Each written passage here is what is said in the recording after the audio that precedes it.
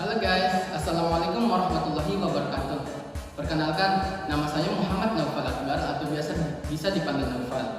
Di video kali ini atau di video perdana ini saya tidak hanya sendirian, tetapi ditemani oleh seorang teman saya. Halo geng, nama saya Ulil Al-Rabbani Muhammad, biasa dipanggil Ulil. Halo guys, nama saya Muhammad Fazrin Ar-Rahman, biasa dipanggil Fazrin. Di video ini kita akan mengadakan sebuah acara PODSI atau Podcast Sejarah Islami.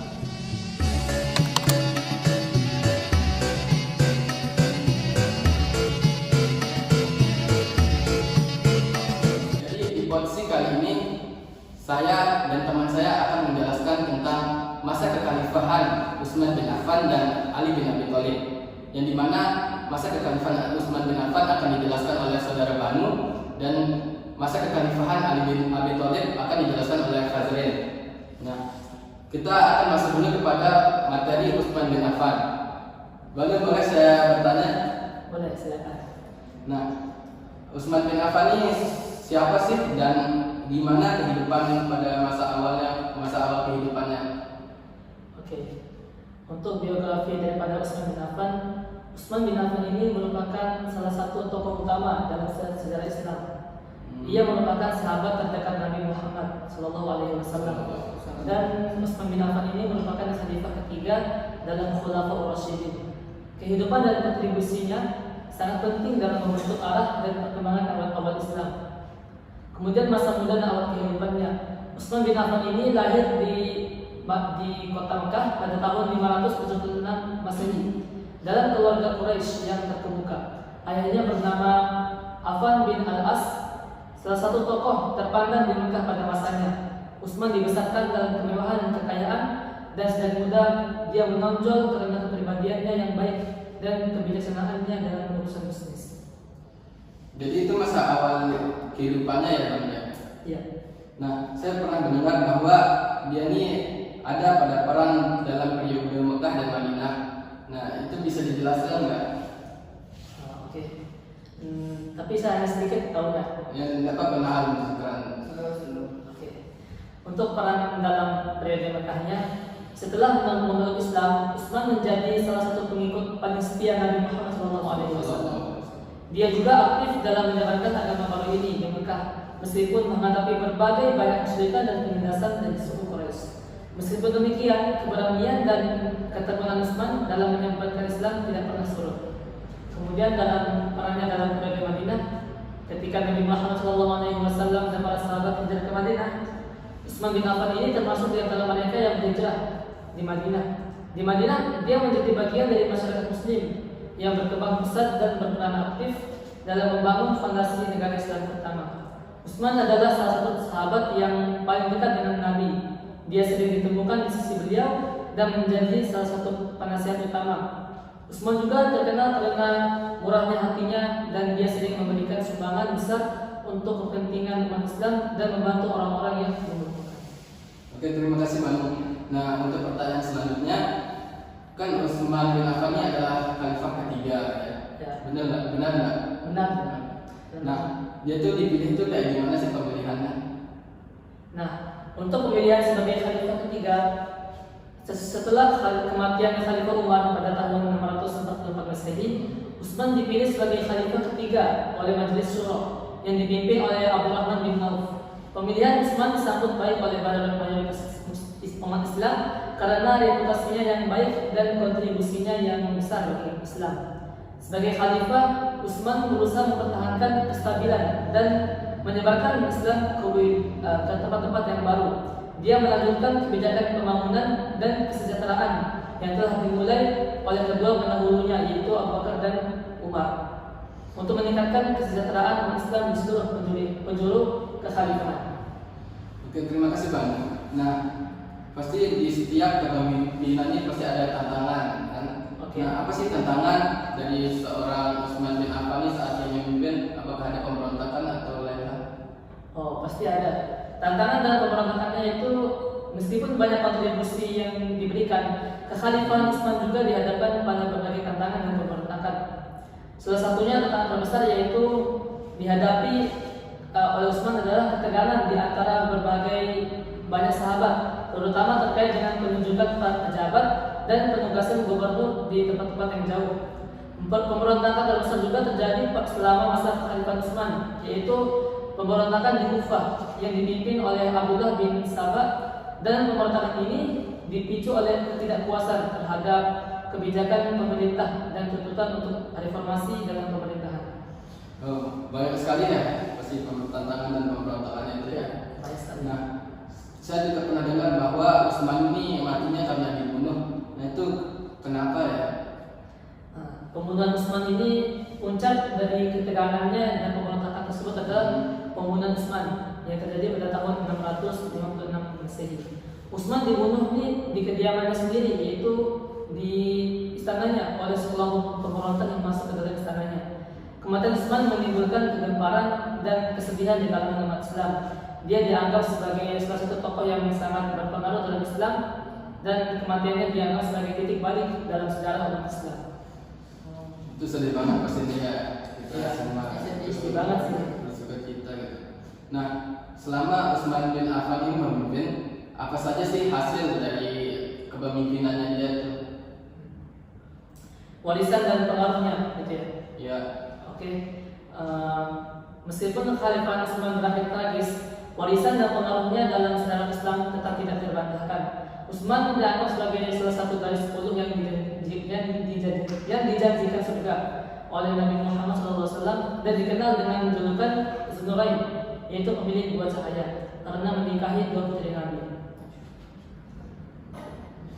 Oke, nah dia hasil kepemimpinannya ini saya banyak menemukan yang lain nih, kayak perluasan kekhalifahan, ada pemkodifikasi Al-Quran, ada infrastruktur, ada perdagangan ekonomi, ada konflik internal.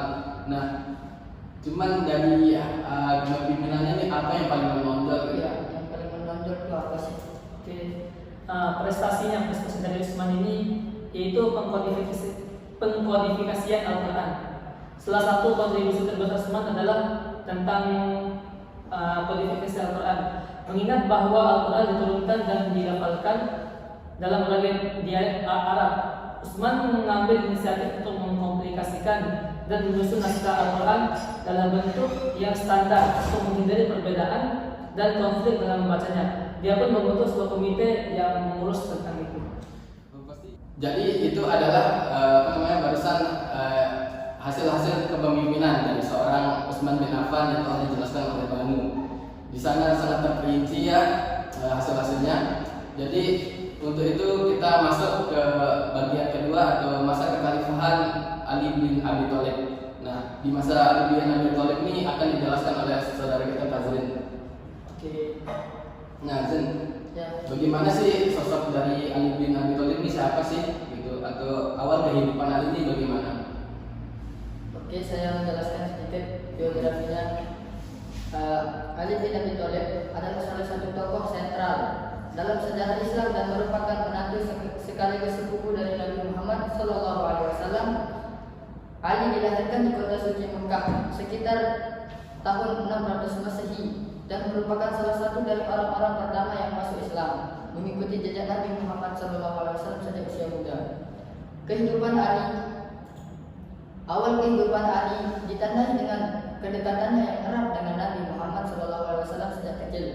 Ali tumbuh di bawah asuhan Nabi dan seringkali terlihat menemani beliau dalam berbagai kegiatan. Menurut beberapa riwayat, Ali adalah orang kedua yang masuk Islam setelah Khadijah, istri dari Nabi Muhammad SAW. Oh gitu ya. Nah, saya dengar Ali ini sangat kuat gitu dalam bertarung dan keberaniannya itu sangat overpower gitu. Nah, bisa dijelaskan nggak kenapa dia bisa begitu? Ali terkenal karena keberaniannya dan kemampuan bertarungnya yang luar biasa. Selama periode awal penyebaran Islam, dia mengambil bagian dalam hampir semua pertempuran yang dihadapi umat Islam melawan kaum Quraisy Mekah. Salah satu kontribusi terbesarnya terjadi dalam pertempuran Badar, di mana dia memainkan peran penting dalam memenangkan pertempuran tersebut. Kecakapannya dalam pertempuran dan dedikasi yang tak tergoyahkan terhadap Islam menjadikan Ali sosok yang sangat dihormati dan disegani. Masya Allah banget ya. Pantesan sangat terpaut gitu kekuatannya. Nah, kan Ali bin Abi Thalib ini masa kekhalifahan itu setelah Nabi wafat ya. Ya. Nah, apa sih yang dilakukan oleh Ali bin Abi Thalib ini setelah Nabi Muhammad SAW wafat itu? Setelah wafatnya Nabi Muhammad SAW pada tahun 632 Masehi, Ali mendukung kepemimpinan Abu Bakar, Umar bin Khattab, dan Utsman bin Affan. Meskipun ada kontroversi dan perbedaan pendapat mengenai kepemimpinan umat Islam, setelah terbunuhnya Utsman pada tahun 656 Masehi, Ali akhirnya diangkat menjadi khalifah. Meskipun masa kekhalifahannya dipenuhi dengan konflik dan perpecahan. Nah, tadi itu barusan ada konflik dan perpecahan ya. Nah, pasti itu pas ada tantangan besarnya selama ia memimpin. Apa itu bagaimana tentang tantangan besarnya di masa kekhalifahan Ali bin Abi Thalib? Ali menghadapi tantangan besar selama masa kepemimpinannya, termasuk perang Jamal melawan Aisyah, janda Nabi Muhammad SAW, serta perang Siffin melawan Muawiyah yang merupakan gubernur Suriah. Konflik-konflik ini mengungkapkan perpecahan dalam komunitas Muslim yang akhirnya membentuk dasar bagi pembagian antara Sunni dan Syiah. Salah satu aspek terpenting dari kepemimpinan Ali adalah fokusnya pada keadilan sosial dan penekanannya pada kesetaraan di antara umat Islam. Ia dikenal karena gaya kepemimpinannya yang sederhana dan pendekatannya yang egaliter terhadap pemerintahan. Keputusannya seringkali didasarkan pada prinsip-prinsip keadilan daripada politik atau keuntungan pribadi. Masya Allah banget ya. Nah, jadi yang saya tahu selain Utsman itu Ali juga mati karena dibunuh. Nah, itu karena apa? Bagaimana dan kapan waktunya? Yang saya tahu Ali itu dibunuh oleh seorang Khawarij yang bernama Ab'ad ar-Rahman bin Muljam pada tahun 660 Masehi ketika sedang sholat di Masjid Kufah. Saat ini termasuk wilayah Irak. Wafatnya menandai akhir dari Khulafaur Rasyidin dan awal dari dinasti Umayyah yang berkuasa setelah kematiannya. Nah, dari rangkaian-rangkaian tadi, apa sih hasil dari kepemimpinan seorang Ali bin Abi Thalib ini? Hasil dari kepemimpinan Ali bin Abi Thalib yang merupakan khalifah keempat dalam Islam. Keempat ya? Iya, benar nggak? Iya benar. Ya, keempat. Khalifah keempat dalam sejarah Islam 656 sampai dengan 666 Masehi. 61 Masehi. Mencakup beberapa aspek penting yang mempengaruhi baik politik maupun keagamaan dalam Islam. Berikut beberapa hasil dari kepemimpinannya. Yang pertama itu ada penguatan syariah. Ali menekankan penerapan dan penegakan hukum Islam syariah dan menegaskan kembali nilai-nilai keadilan dalam pemerintahnya. Yang kedua ada keadilan sosial. Ali terkenal dengan kebijakannya yang berorientasi pada keadilan sosial, termasuk pembagian sumber daya negara yang lebih merata di antara rakyat, tidak hanya fokus kepada kalangan elit. Yang ketiga ada penyebaran ilmu. Ali dikenal sebagai salah satu sumber ilmu pengetahuan, khususnya dalam ilmu fikih dan tafsir. Banyak hadis dan pengetahuan agama lainnya dikaitkan dengannya. Yang keempat ada konflik dan perang. Masa pemerintahannya ditandai dengan konflik internal, termasuk perang Jamal melawan Aisyah binti Abu Bakar, perang Siffin melawan Muawiyah bin Abu Sufyan, dan konflik dengan Khawarij.